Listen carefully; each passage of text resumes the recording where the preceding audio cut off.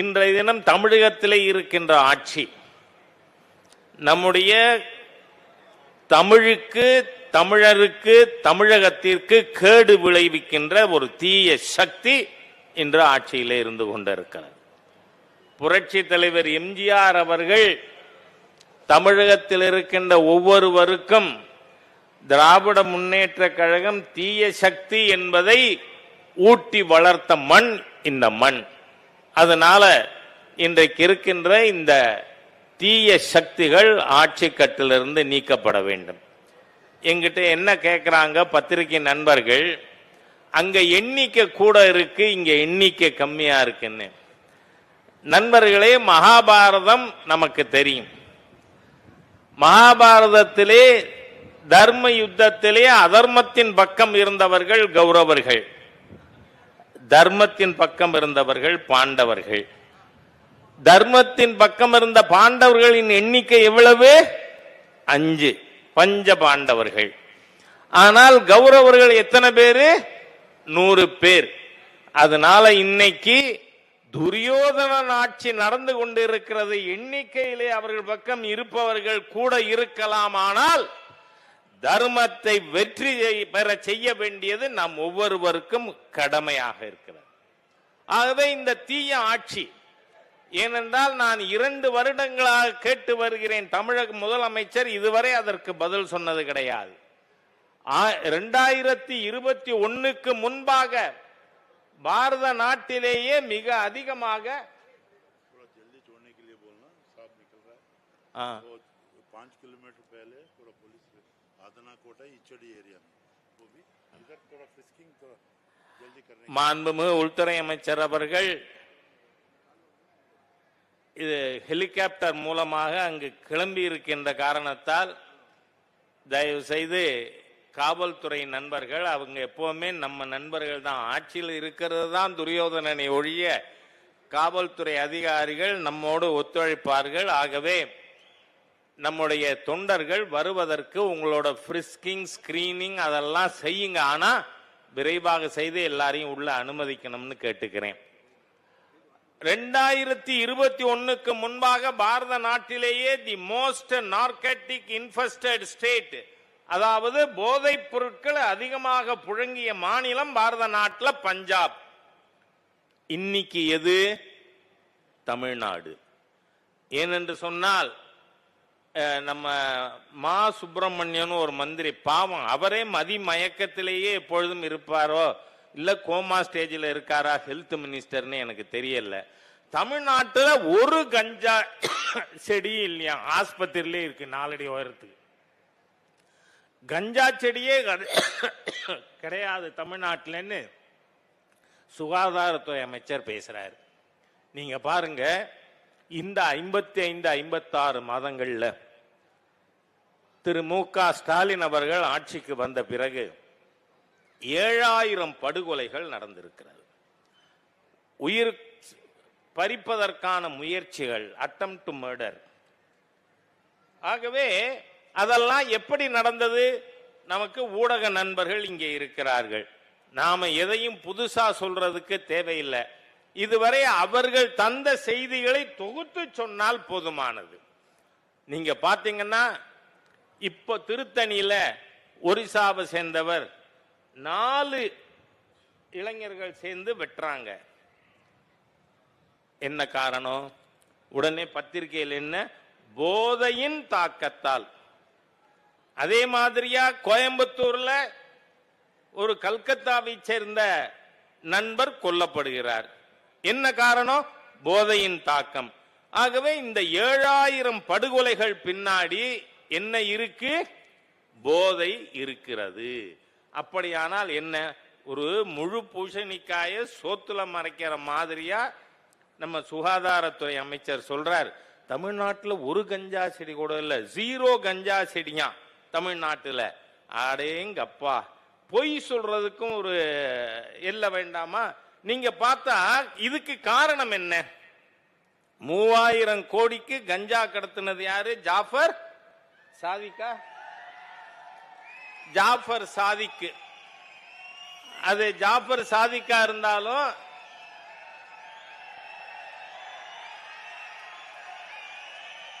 நம்முடைய சகோதரர் அண்ணாமலை அவர்களை உங்கள் சார்பாக வருக வருகன்னு வரவேற்க. நண்பர்களே, 3000 கோடிக்கு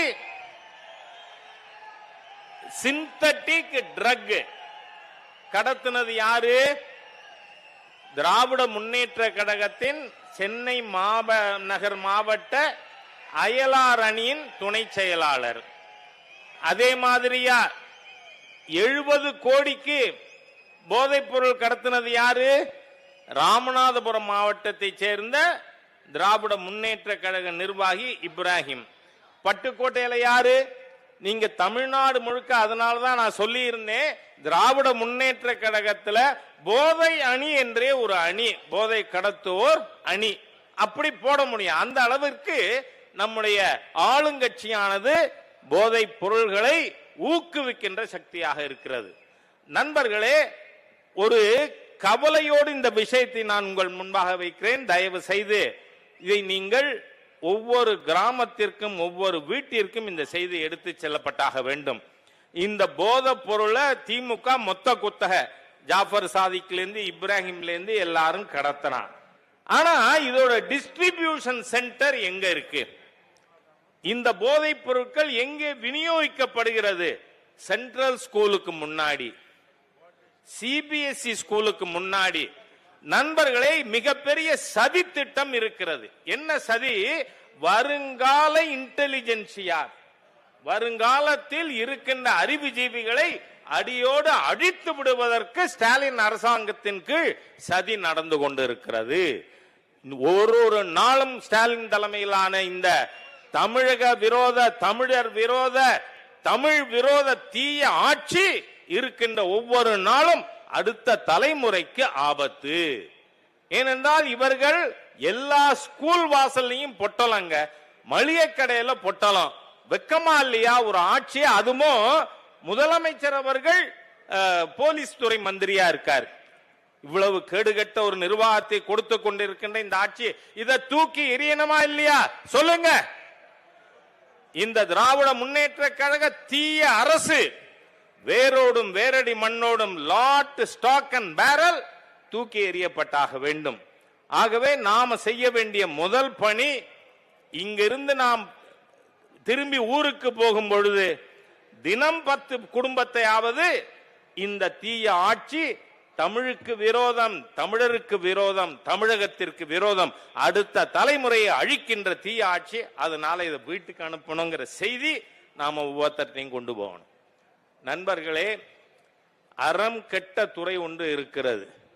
ஆனா தினம் ஒரு கோவிலுக்கு இந்த சேகர் பாபுவா அல்லேலுயா பாபுவா? யாரு? அல்லேலுயா பாபு. இந்த சேகர் பாபு தினம் ஒரு கோவிலுக்கு போகணும்னு நான் ஆண்டவனை வேண்டிக்கிறேன். ஏயா, சுசீந்திரத்துக்கு பிரம்மா, விஷ்ணு, சிவன் மூன்றும் ஒரே உருவத்தில் விக்கிரகத்தில் இருக்கு, ஸ்தானு மாலையன். ஆகவே அங்க போய் இவர் இந்துக்களை பார்த்து என்ன கேட்கிறாரு?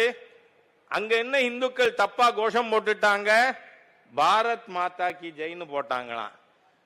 உள்ளபடியே தேசபக்தி இருக்கிற நபரா இருந்தா இந்த சேகர் பாபு என்ன பண்ணிருக்கணும்? இவரும் சேர்ந்து பாரத் மாதா கி ஜெயின்னு போட்டிருக்கணும். ஆனா இதெல்லாம் வெள்ளக்காரங்கூலி தானே, அதெல்லாம் சரித்திரம் நிறைய இருக்கிறது. நான் இது பற்றி நிறைய பேசி இருக்கிறேன். இந்த சேகர் பாபு கோவில் உண்டியல் திருடன் என்று நான் நேரடியாக குற்றம் சாட்டுகிறேன். ஏனென்றால் யோசித்து பாருங்கள், பழனியில முத்தமிழ் கடவுள் முருகன் மாநாடுன்னு அரசாங்கம் நடத்தியது. எங்கேருந்து பணம் எடுத்தீங்க? உங்க அப்பாவோடதா? இல்ல உதயநிதி ஸ்டாலின் மாதிரி சொல்லணும்னா சேகர் பாபுவோட தோப்பனார் விட்டு பணமா? நீங்கள் பழனி முருகன் கோவிலிருந்து பணம் எடுத்தீர்கள். இன்னி வர கணக்கு கொடுத்திருக்கீங்களா? நீதிமன்றம் சொல்கிறது 76 பெரிய கோவில்களோட கணக்கு இதுவரை கொடுக்கவே இல்லை. கணக்கு யார் கொடுக்க மாட்டான்? திருடன் கொடுக்க மாட்டான். நீங்கள் கோவில் பணத்தை எடுக்காமல் இருந்திருந்தால் நாங்கள் கணக்கு கேட்க மாட்டோம். ஆனால் கோவில் பணத்தை எடுத்து நீங்கள் முத்தமிழ் கடவுள் முருகன் மாநாடு நடத்தினீங்க. அதுக்கு கணக்கு எங்க? நண்பர்களே, அது மாத்திரமில்ல, திருப்பணி என்கின்ற பெயரிலே ஒவ்வொரு கோவிலிலும் பணம் திருடப்படுகிறது. ஏனென்றால் சமீபத்தில் 5 மாதங்களுக்கு முன்பாக திருச்செந்தூர் முருகன் கோவில் கும்பாபிஷேகம் நடந்தது. திருச்செந்தூர்ல எத்தனை கோடிக்கு கும்பாபிஷேக செலவு? 306 கோடி ரூபாய் செலவு. இந்த 306ல ஆன்மீக கொடையாளர் அருமை நண்பர் சிவநாடார் அவர்கள் 200 கோடி கொடுத்திருக்கார். மீதி 106 கோடி எதுல? திருச்செந்தூரில் பக்தர்கள் செலுத்திய உண்டியல் பணத்திலிருந்து பணம் எடுத்து கும்பாபிஷேகம் நடத்தி இருக்கீங்க. கும்பாபிஷேகம் நடத்தின 40வது நாள் மண்டல பூஜைக்குள்ள முருகப்பெருமானை தரிசிப்பதற்காக நான் திருச்செந்தூர் போயிருந்தேன். அங்கு வாகனத்தை நிறுத்தி விட்டு வந்தா காலை வச்சா 1 அடி ஆழம். ஏன்? கான்கிரீட் பிளாக்ல கட்டப்பட்டு இருப்பது. நீ சிமெண்ட் போட்டு கட்டி இருந்தீங்கன்னா அது கீழே போகாது. மண்ணை கொட்டி கட்டினா 40% சிவில் ஒர்க்கில் இந்த தமிழகத்தில் ஊழல் நடந்து கொண்டு இருக்கிறது. கமிஷன் எவ்வளவு? 40%. இது ஆட்சியா? பேய்கள் ஆட்சி செய்தால் பிணந்தென்னும் சாத்திரங்கள். ஸ்டாலின் ஆட்சியில ஒரு கட்டடத்திலையும், நான் ஏதோ மேடையில நண்பர்களுக்கு சொல்ல வேண்டும் என்பதற்காக சொல்லவில்லை, எந்த பள்ளிக்கூட கட்டிடம் கட்டி இருந்தாலும் அத திறப்பு விழா நடத்துவதற்கு முன்பாக மேலே இருக்கின்ற காரை இடிஞ்சு குழந்தை மேல விழுதா வேலையாங்க? இந்த ஆட்சி இருக்கலாமா? இது சாத்தானின் ஆட்சி, தூக்கி எறியப்பட வேண்டும்ங்கிறேன். இந்த மாதிரி ஒரு தீய அரசாங்கம் கோவிலுடைய இதை நான் பத்திரிகை நண்பர்கிட்ட திருச்செந்தூர்லயே சொல்லி இருக்கேன். சரி, காலு வச்ச இடத்துல பள்ளம், 10 அடி தள்ளி போனா அதை விட பெரிய பள்ளம். நீங்க சிமெண்ட் வச்சு கட்டினா தானே. இந்த தென்காசியில கும்பாபிஷேகம் நடந்தது. மேல கோபுரத்தில் இருக்கிற கலசம் 10வது நாள் கீழே விழுந்துதா விழலையா? சேகர் பாபு பதில் சொல்லு.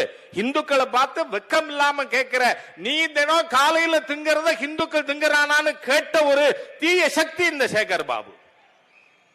இந்துக்களை பார்த்து கேட்கிறார் இருந்தாலும், நீ சோத்த திங்கறியா இல்ல வேறன்னு. அது நீ திங்கிறது காலையில உனக்கு நாஸ்டா அதுதான். ஆகவே இந்த மாதிரியாக ஒரு தீய சக்தி அடித்து விரட்டப்பட வேண்டிய தீய சக்திகள் ஆட்சி கட்டலில் இருக்கிறார்கள். இந்த ஆட்சி தூக்கி எறியப்பட்டாக வேண்டும். நண்பர்களே, எத்தனை கட்சிகள் கூட்டணி என்பதல்ல. பல நண்பர்கள் பாரதிய ஜனதா கட்சி, தேசிய ஜனநாயக கூட்டணியோடு உறவு கொள்ள சித்தமாக இருக்கிறார்கள். ஆனால் தமிழக மக்கள் எப்பொழுதுமே ஸ்பிளிட் வெர்டிக்ட் கொடுக்கவே மாட்டாங்க. இன்றைக்கு இந்த அரசாங்கத்திற்கு எதிராக எல்லா தரப்பு மக்களும், அது இடைநிலை ஆசிரியர்களாக இருக்கலாம், செவிலியர்களாக இருக்கலாம், துப்புரவு தொழிலாளர்களாக இருக்கலாம், எல்லா பகுதி மக்களும் அவர்கள் பாதிக்கப்பட்டிருக்கிறார்கள். நீங்க பாத்தீங்கன்னா திமுகவுக்கு எதிரான மனநிலைன்னு சொல்ல மாட்டேன், திமுகவுக்கு எதிராக மக்கள் வெறி கொண்டு இருக்கிறார்கள். இந்த ஆட்சியை தூக்கி எறிந்தாக வேண்டும். All sections are unsatisfied. அந்த அளவுக்கு மோசமான ஒரு அரசாங்கத்தை தந்து கொண்டிருக்கின்ற ஸ்டாலின் அவர்கள் சொல்றார் 200 சீட்டு. எப்பொழுதுமே அழிவுக்கு முன்னால் ஆணவம் செல்லும். The pride goes before a fall என்று ஆங்கிலத்தில் ஒரு பழமொழி உண்டு. அந்த மாதிரியாக இருக்கின்ற ஒரு அரசாங்கம் இது. நாம புதுக்கோட்டை, தஞ்சாவூர், திருச்சி எல்லாம் டெல்டா பகுதிகள். தமிழகத்திற்கு நெற்களஞ்சியமே தஞ்சை மண்டலம் தான். அங்கு நீங்கள் விவசாயிகளுக்கு என்ன நிலையிலே வைத்திருக்கிறீர்கள் கேட்டா, விவசாயத்துக்கு ஒரு மந்திரி இருக்கானா, அவர் பேர் என்ன, பன்னீர்செல்வமா, MRK பன்னீர்செல்வம். அட்டியேங்கப்பா, என்னமா இந்த ஆளுகள் எல்லாம் உருட்டுறாங்க. ஏயா விவசாயி உற்பத்தி செய்த, நான் ஒரு practising farmer, not a farmer, practising farmer. இன்றைக்கும் விவசாயம் செய்து கொண்டிருக்கின்ற, பால் மாடு வச்சு நான் என் கையால பால் கறந்த வியாபாரம் பண்ணி ஆடிட்டருக்கு படிச்சவன். ஆகவே நண்பர்களே, இந்த விவசாயிகள் உழைத்து அவர்கள் நெல் அறுவடை செஞ்சா அதை வாங்க இந்த ஸ்டாலின் அரசாங்கத்துக்கு துப்பு இருக்கா நெல்லை வாங்கிறதுக்கு? அதுக்கு MRK பன்னீர்செல்வம் அவர்கள் என்ன சொல்றாரு, போன தரத்தை விட இந்த தரம் 2 பங்கு இடத்துல விவசாயி நெல்லு போட்டுட்டான். நான் கேட்கிறேன் மிஸ்டர் பன்னீர்செல்வம் அவர்களை, MRK பன்னீர்செல்வம், தப்பா போயிடக்கூடாது, அவர்கிட்ட கேட்கிறேன்னா, நெல்லு விதைச்சு மறுநாளே அறுவடை நடக்குதா? குறைஞ்சது 110 நாள் ஆகும்ல குருவ நெல்லா இருந்தாலும். அப்ப 110 நாள் இந்த அரசாங்கம் என்ன செய்து கொண்டிருந்தது? மத்திய அரசாங்கம் நெல் விவசாயிகளின் நெல்லினை வாங்கி பாதுகாப்பதற்காக குடோன் கட்டுறதற்கு 300 கோடி ரூபாய் மத்திய அரசு நிதி கொடுத்திருக்கு. ஒரு குடோனாவது கட்டி இருக்கீங்களா? என்ன ஆட்சி இது? எந்த ஒரு பிரிவு மக்களுக்கும் பணியாற்ற வேண்டும், சேவை செய்ய வேண்டும் என்ற எண்ணமே இல்லாமல் வெறும் கொள்ளையடிப்பதற்காக மாத்திரம் ஒரு கூட்டம்.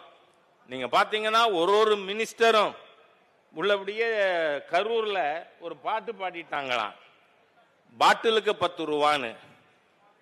எனக்கும் கூட அதுல கோபம் இருக்கு. அவரு குவார்ட்டருக்கு 10 ரூபா வாங்குறவர், அவர் தரத்தை குறைஞ்சு பாட்டிலுக்கு 10 ரூபான்னு சொல்லலாமா? அவர் ஒரு மந்திரி.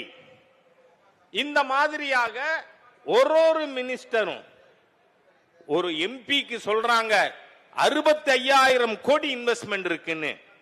நண்பர்களை விரைவில் எல்லாம் கம்பி எண்ணுவாங்க, 1 2 3 4ன்னு.